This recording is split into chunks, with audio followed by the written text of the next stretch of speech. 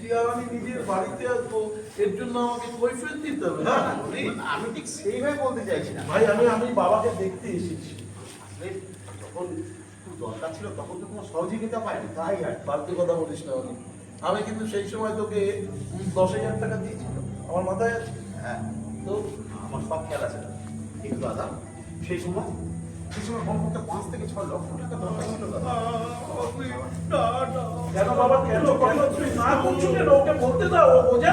আমার ভুলটা কোথায়, আমায় ক্লিয়ার করো। হ্যাঁ,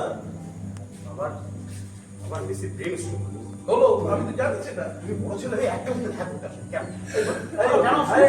আমি আসতে পারিনি, এ কথা ঠিক আমি মেনে নিচ্ছি, কিন্তু আমার অফিসের লোকেরা কিন্তু আসতো, বাবার প্রতিনিয়ত খবরাখবর নিত এবং তারা আমায় জানো। পিতা পুত্রের সন্দেহে সেটু হচ্ছে তোমার ওই চাকর বাবু, তাই না? দেখো, আমি কি ওই সময় ইন্ডিয়াতে ছিলাম?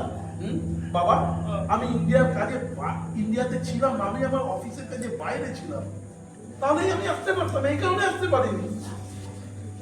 প্রতিষ্ঠিত তুমি একটা ঘন্টা সময় দাও দাদা। প্লিজ আমার কথাটা বোঝার চেষ্টা কর ভাই। দেখ, আমার অফিসের একটা প্রোডাক্ট নিয়ে বিদেশি একটা কোম্পানির সাথে একটা কোলাবোরেশনে আমি বিদেশে ছিলাম। তবুও ওই ব্যস্ততার মধ্যে তুই আমাকে যখনই ফোন করেছিস, আমি কিন্তু তোর সাথে কথা বলি, তোকে হিতোপদে দিয়ে হ্যাঁ দিয়েছো।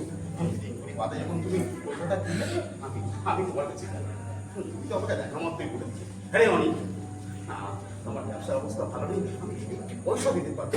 এই উপায় করে আমি আমাদের শোভাবাজারে সেই 4 কাঠা জায়গা থেকে 1 কাঠা জায়গা বিক্রির জন্য তোমার কাছে গেলাম।